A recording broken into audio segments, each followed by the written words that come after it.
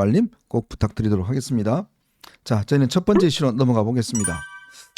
자, 윤석열 대통령이 오늘 오전에 일단 공수처가 경찰을 앞세워서 들어가서 일단 집행을 했습니다. 집행을 했는데 제가 가지는 의문은 우선 이번에 발부된 영장을 보니까요. 1차 영장 때는 110조와 112조에 대해서 이제 그거를 적용을 하지 않는다라는 조항이었는데 이번에는 그게 없었어요. 자, 그런데도 불구하고 지금 일단 경찰이 이제 관제로 들어갔지 않습니까? 그러면 이거에 대한 불법 논란은 어떻게 되나요? 그러니까 이제 이 부분과 관련돼서 계속 이야기가 있는데 변호인단이 윤석열 대통령 측의 변호인단이 네. 그 이의 신청을 한 것이 있습니다. 이 이의 신청에서 이 체포 당시의 수색이라는 것은 바로 110조와 111조가 적용되는 그 수색이 아니라 네. 구속영장을 집행할 때의 수색, 그 별도의 조문이 있어요. 네. 형사소송법에. 그 수색에 해당되기 때문에 이 군사시설이나 이런 관할기관의 장에게 승낙을 받지 않아도 충분히 수색이 가능하다라는 그 이의 신청에 대한 기각 결정문이 나온 것이 있습니다. 물론 이것을 이제 기각을 했기 때문에 이에 대해서 그 재항고 신청을 하겠다고 윤석열 대통령 측 변호인단이 얘기를 했고 아직 대법원의 결정이 있는 것은 아닙니다. 네. 그렇기 때문에 대법원의 결정이 있는 건 아니기 때문에 판례로 확정되었다라고 얘기할 수는 없으나 그러나 이미 이의 신청에 대해서 다른 재판부에서 이미 그렇게 해석을 했고 결정을 했고요. 그리고 많은 법조계 안에서도 이 압수수색, 즉 물건을 압수수색하기 위한 수색과 구속을 하기 위한 수색, 체포를 하기 위한 수색은 별개의 것이라는 그렇기 때문에 110조, 111조가 걸리냐 걸리지 않느냐에 있어서 그 걸리지 구속과 체포를 위한 수색에는 걸리지 않는다라는 게 다수적인 견해이기 때문에 이번에 그 수색영장과 체포영장을 내준 법원에서는 이미 그와 같은 기각결정에 이의 신청에 대한 기각결정도 있으니까 굳이 여기에 적시하지 않은 것으로 보입니다. 그러나 아까도 말씀을 드렸듯이 아직 이 부분에 대한 재항고와 대법원의 결정 아직 그것이 나온 것은 아니기 때문에 아마 앞으로 윤석열 대통령에 대한 수사 과정에서 오늘 체포의 적법성 여부에 대해 윤석열 대통령의 변호인단이 다툴 수는 있다. 다툴 여지는 있다. 이렇게 정리를 좀 드리겠습니다. 네. 근데 저 수색영장 지금 보면요. 중간 부분에 왼쪽 부분이요. 압수할 물건이라는 게 있습니다. 네. 압수할 물건. 압수수색영장이었다면 압수할 물건에 뭐뭐뭐라고 했죠. 근데 없음으로 돼 있잖아요. 그러니까 전 물건 압수가 목적이 아니다. 목적이 아니다라는 건 분명히 하고 네. 있는 거예요. 네. 그러니까 구속을 위한 수색이다. 체포를 위한 수색이다. 예. 그 얘기를 하고 있는 거죠. 압수할 물건이 없다라는 거는. 자, 근데요. 오늘 제가 또 하나 한 것은 우리가 어제도 말씀드렸지만 경호처가 김성훈 차장의 지휘하에 뭐 일사불란하게 움직이고 뭐 막을 것이다 막 이야기하고 뭐 불상사를 한다 했는데 네. 알고 봤더니 경호처 요원들이 전부 다 자기 그 현 위치 다 네. 지키고 휴가 가버리고 네. 아무도 막지 않았어요. 그리고 심지어 그 경호처 지휘부에서 빠지고 싶은 사람은 빠져도 좋다. 네. 이런 메시지까지도 전달을 했다. 만약 이게 사실이라면 우리가 뭐 어저께 그저께 분석했듯이 박종준 전 경호처장의 경찰 출석을 계기로 경호처 내에 온건파와 강경파가 있구나. 네. 근데 수적으로 보면 박종준 경호처장의 의견을 그 의견을 같이 하는 온건파가 다수이고 네. 강경파는 소수이다. 일설에 의하면 강경파는 한 10명 남짓하다. 뭐 이런 얘기고요. 네. 그다음에 그저께 저녁이죠. 그저께 저녁 8시 30분에 거기에 지금 그 김성훈 차장과 함께 또 체포영장이 그 청구된 그 밑에 본부장 있죠. 이광우 네네, 본부장. 이광우 본부장이 경호처 요원들을 집합을 시켰어요. 8시 30분에.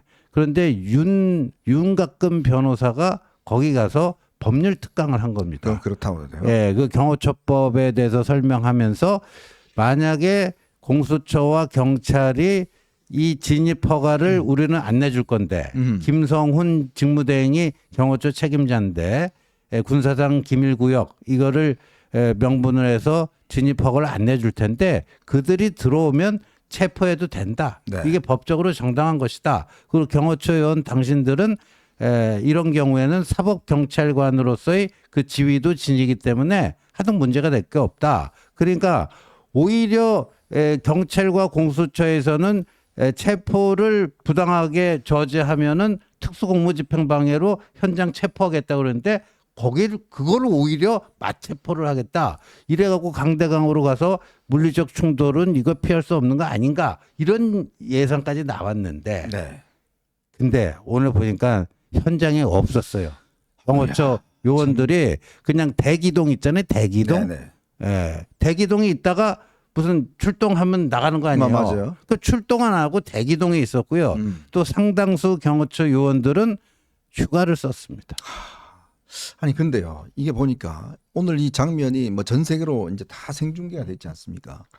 근데 참 아까도 우리가 초대에 말씀드렸습니다만은 그러니까 이런 상황을 알았더라면 윤 대통령이 정말 자기를 이제 못 지킨다라는 상황을 알았더라면 본인이 스스로 예를 들어 자진 출두한다든지 뭐 이런 방식으로 했으면 그걸 전 세계에 있는 분들이 다 볼 때 정말 막 경찰이 그렇게 막 어마어마하게 들어가고 이런 장면들은 연출은 안 됐을 거 아니에요? 제가 어제 다른 방송에서도 제가 대통령께서 지금이라도 결단을 좀 해주셨으면 좋겠다. 네. 자진 출두를 좀 해주셨으면 좋겠다. 저는 어제 그 아침에 정진석 비서실장의 입장문이 정말 마지막 날이었던 것 같아요. 그렇죠. 제3의 장소에서라도 조사를 받겠다라고 네. 얘기했던 그것이 정말 정진석 비서실장이 마지막 카드를 내놓은 것 같은데 그걸 변호인단이 이런 지하에 얘기된 바가 아니다라고 이야기했다는 데서 제가 굉장히 충격을 먹었습니다. 변호인단이 국가기관인 것도 아니고 변호인단은 정말 대통령 개인을 위한 변호사들인 거잖아요. 네. 저도 변호사지만 거기 변호인단에 가 있는 변호사님들 중에 제가 사적으로 아는 변호사만 세 분이 계세요. 네네. 세 분이 계시고 그중 한 분은 저와 함께 변협에 있을 때 같이 일도 했던 분이시고 그래요. 그러니까 변호사로서 굉장히 그 실력도 있고 능력도 있고 그러신 분들인데 이분들이 왜 이렇게까지 강경한 입장을 취하고 있을까에 대해서 저는 굉장히 좀 의문이 좀 드는 면이 있습니다. 아까 신재호 우리 부총장님께서 의원님께서도 말씀을 하셨지만 정말 그 윤곽근 변호사가 그렇게 설명을 했다고 하지 않습니까? 저는 약간 그게 너무 의심스러운 거예요. 네. 어떻게 이런 이야기를 할 수 있을까? 그리고 어제 다른 방송 중에 뭐라고 얘기했냐면 바로 이 경호처에서 진압을 하다가 뭐 문제가 생기는 이 경호처 직원들을 위해 경호관들을 위해 변론을 해줄 변호사를 모집한다는 글이 또 어제 올라왔다고 네. 뭐 그런 얘기를 제가 어제 방송 중에 들었어요. 그래서 제가 이게 말이 되는가? 이렇게 한다고 이것이 과연 이 경호관들이 끝까지 이렇게 남아있을 것인가? 이 경호관들 입장에서는 지금 이미 다 봤습니다. 대통령을 믿고 계엄에 참여한 장군 별 20개가 지금 구속 기소됐습니다. 네. 대통령을 믿고 계엄에 참여한 경찰청장과 서울지방경찰청장이 지금 구속 기소됐습니다. 그리고 아까도 이야기를 했지만 오늘 나온 보도긴 하지만 이 변호인단이 쓴 의견서 탄핵 심판에 대한 의견서에는 그 대통령을 믿고 계엄에 역시 참여한 국방부 장관 이 국방부 장관이 썼다는 그 포고문을 잘못 베껴 썼다라는 내용의 의견서를 냈다는 거예요. 그건 좀 더 저희가 한번 다시 이야기하겠습니다. 그러니까 이러한 내용들을 이 경호관들이라고 뉴스를 안 보겠습니까? 다 보지? 그러면 대통령을 믿고 이 체포에 대해서 막아섰을 때 자신들이 지금 구속 기소된 20개의 별이나 경찰청장이나 서울지방경찰청장이나 아니면 김용현 국방부 장관처럼 되지 말라는 그런 보장이 어디 있겠습니까? 그런데요. 오늘 오전에 보면 대통령이 이제 체포되기 전에 입장문을 이제 영상으로 찍고 좀 전에 또 이 페이스북에 아주 장문의 입장문을 냈습니다. 근데 본인이 보면 유혈 사태를 막기 위해서 결국 이제 공수처 출석에 응한다라는 걸 이야기를 했는데 글쎄 이게 참 유혈 사태를 그러면 진작 예를 들어서 아까 제가 이야기했습니다만은 해야 되고 또 하나의 입장문을 보면 아주 길게 했었어요. 근데 전 쭉장을 쭉 읽어가다 보면 그 자유민주주의와 법치주의가 정말 중요하다라고 이야기를 하면서 해보니까 이게 지금 자유민주주의가 흔들린다. 근데 그 근거가 부정선거 이거 증거가 너무 많은데 왜 수사를 제대로 못하느냐. 뭐 이런 등등의 이야기 하면서 이거는 어쩔 수 없이 비상대권으로 풀 수밖에 없었다는 건데. 근데 지원님 우리가 자유민주주의라고 이야기를 하면 어떤 문제를 해결할 때 그것이 해법도 중요하잖아요. 근데 군인들을 동원해서 문제를 해결하면 그 이후에 벌어질 수 있는 사태. 예를 들어 생각해 보십시오. 자, 종북 좌파라고 그래서 그 야당들 다 반국가 세력이야. 전공의들 다 반국가 세력이야. 막 형사처벌하면 그게 거기서 끝나나요? 아니죠. 예, 그러니까 이제 이 자유민주주의가 좀 사실 어렵습니다. 어렵다는 건 뭐냐면 인내심이 필요한 제도예요. 민주주의라는 거는 흔히들 이제 민주주의를 좀 많이 겪어본 사람들 또 정치학자들 많이 연구해 본 사람들이 민주주의는 원래 시끄러운 것이다. 이런 얘기를 합니다. 왜? 여러 사람들이 표현의 자유를 가지고 여러 음색이 다른 이런 주장들을 뿜어내기 때문에 민주주의는 시끄러운 것이다. 그런데 그 민주주의는 그 시끄러운 그 속에서 뭔가 타협하고 조화를 이뤄서 그나마 지금 할 수 있는 최적점이 무엇인지 그거를 찾아내는 과정. 그게 어찌 보면 이제 정치의 요체라고 얘기할 수가 있는데 우리가 누차 여기 어벤져스에서 얘기했지만 지금 대통령께서는요 정치로 풀어야 될 문제를 군사로 풀었어요. 근데 그 민주주의는 듀 프로세스라고 하죠. 절차적 정당성이 굉장히 중요한 겁니다. 맞습니다. 암만 목적이 성스럽고 아주 지당하고 그런다 할지라도 그 목적에 이르기까지 그 과정과 절차에 있어서 흠결과 하자가 있으면요. 그거는 아웃이에요. 그건 아웃입니다. 자, 오늘 그 조선일보의 정우상 논설위원이 이제 그런 칼럼을 하나 썼는데요. 대통령이 일거에 척결하겠다고 이야기한 주사파. 사실은 그 존재가 거의 이제 소멸되어 가는 분위기였습니다. 그랬죠. 뭐 집회하느라도 몇 명밖에 모이지가 않았습니다. 자, 그러다가 이번에 이 비상계엄 사태로 인해서 정말 그동안 잠재되어 있던 종북 좌파들이 전부 다 이제 살판났습니다. 아주 이 영양제 링거를 맞은 것처럼 지금 온 집회 종북 좌파들이 다 주도하고 있습니다. 이게 이제 역설이라는 건데요. 대통령 본인은 군인들 동원해서 확 쓸어버리고 구속시켜버리면 종북 좌파들 다 하고 반국가 세력들 이재명 한동훈 다 집어넣고 말이야. 군사법원에 세우면 정치 딱 깨끗해지고 비상입법회의 딱 만들어서 법 만들면 나라가 깨끗해지겠지라는데 근데 우리 안 해봤습니까? 다 해봤잖아요. 근데 그거 후유증 해결하느라고 수십 년이 걸렸지 않습니까? 결국 그들에게 살판나게 만드는 걸 만들어줬지 않습니까? 근데 그거를 40년 뒤에 또 똑같이 벌이겠다 그러면 아무리 상황에 대한 좋은 인식이 있어도 이게 해결이 안 되잖아요. 맞습니다. 예, 정말 저도 그 칼럼을 오늘 봤는데 그 칼럼에 그 사진에 나와요. 그 종북좌파 아주 한 줌이죠, 한 줌. 그 사람들이 모여서 집회 아무도 관심이 없었어요. 요즘 같은 시대에 누가 북한을 누가 중국을 이렇게 생각하는 그러한 분위기가 있었는데 지금 사실 그 사람들이 다 또 무슨 민주화 투사인 것처럼 얼굴을 갈아엎고 지금 이렇게 연사로 나와서 이야기를 하고 굉장히 자신들의 어떤 그 계엄에 맞선 서사 같은 것을 만들어 가지고 또 이걸 얼마나 많은 그 좌파가 장악한 그 방송 매체라던가 아니면은 드라마 문화적인 어떤 그런 장르로 이게 소비가 되겠습니까? 정말이지 저는 앞으로 이 계엄 요번에 있었던 이 계엄 사태와 올해 2024년부터 2025년까지 있었던 이 모든 사태들은 천만 영화 드라마의 한 축을 형성할 건데 이 과정에서 우리 보수 우파는 얼마나 극단적이고 얼마나 그 군에 의존하면서 자유를 짓밟는 집단으로 묘사가 되고 그 종북 좌파 무리들이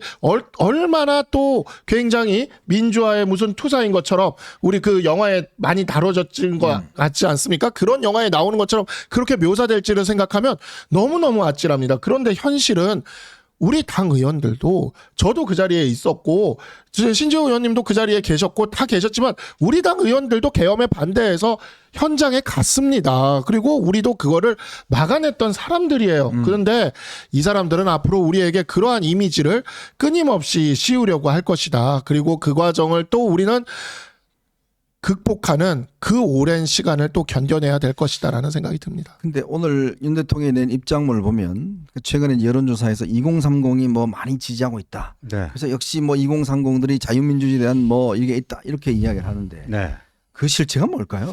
그거를요. 제가 어저께 좀 저도 잘 모르던 그 이야기를 들었는데 이른바 정광훈 집회 있잖아요. 네네.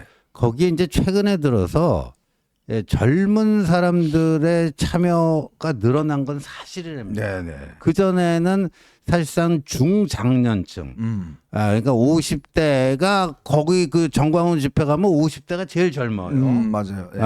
그리고 뭐 60, 보통 이제 70대 뭐 이렇게 그분들이 이제 메인인데, 죄송합니다. 최근에 와서 2030의 참여가 이게 딱 눈에 띄게 늘었다는 거예요. 네네. 그런데 어제 제가 한 기독교에 정통한 한 목사님, 목사님이 저한테 이제 이런 얘기를 해주시는데, 근데 재밌는 게 그 정광훈 목사가 딱 등장하면은 막 우리 목사님 나오셔갖고 마이크 잡고 이제 성스러운 말씀, 은혜 뭐 주신다고 막 좋아야 될 거 아니에요. 네. 근데 이제 뭐 그 사회자가 진행자가 이제 정광훈 목사님의 말씀이 있겠습니다 하고 이렇게 넘기잖아요. 네. 그 정광훈 목사가 이제 딱 자꾸 그 이제 인사말을 하잖아요. 근데 2030 거기서는요, 정광훈 목사 나왔다고 좋다고 박수 치는 사람이 10명 중에 1명뿐이 안 된다는 거예요. 네네. 예. 10명 중에 1명뿐이 안 된다는 거예요.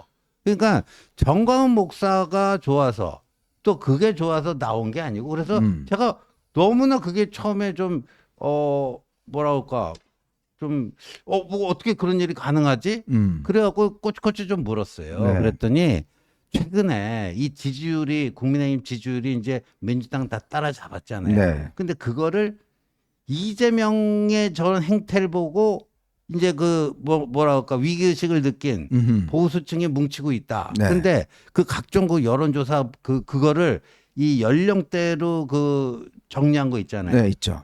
2030에서 국민의힘 지지율이 많이 늘어났어요. 많이 나올랐죠. 예. 근데 그 사람들은 뭐냐면은 이재명이 싫은 거예요. 네?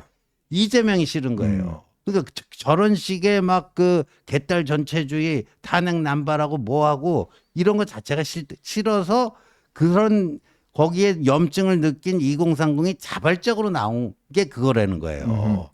그러니까 정광훈 목사가 조직적으로 동원한 게 아니라는 거죠. 그러니까 네. 정광훈 목사가 마이크 잡아도 10명 중에 1명이나 그 박수 칠까 그런다는 거죠. 네. 이 부분은 저도 좀 한 말씀 네네. 좀 추가 좀 하겠습니다. 제가 여기서 그래도 제일 어린 축이라. 네. 저도 어려요. 네, 맞습니다. 근데 제가 그 젊은 층에 대해서 젊은 층의 지금 새로운 신보수화 경향 이것에 대해서 제가 좀 이야기를 드리면 이런 게 있어요. 그러니까 우리 젊은 층 저부터 시작해서 제가 79년생인데 네.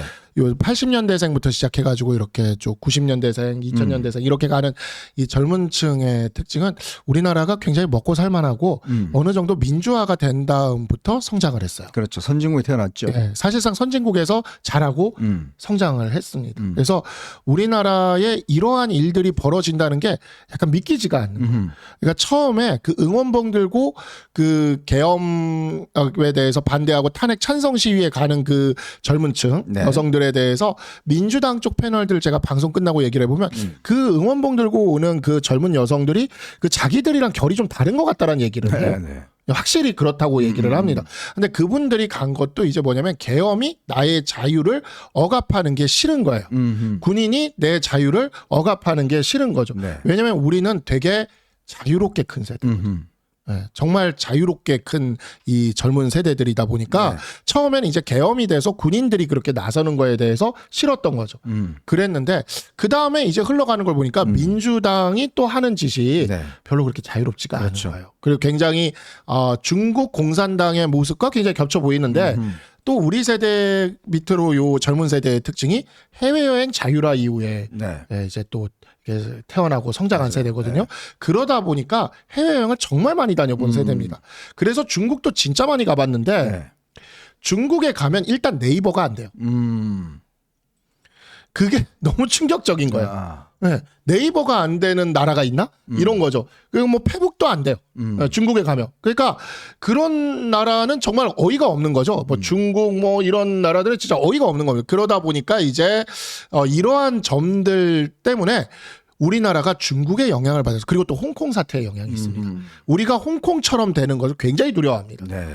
그래서 이러한 부분들이 또 젊은 층이 길에 또 나오게 하는 겁니다. 이 부분은 정광훈 목사 세력과는 확실히 또 다른 면이 있습니다. 저는 그래서 이게 탄핵 반대 집회뿐만이 아니라 탄핵 찬성 집회에 나와 있는 젊은 층까지 같이 봐야 된다고 봐요.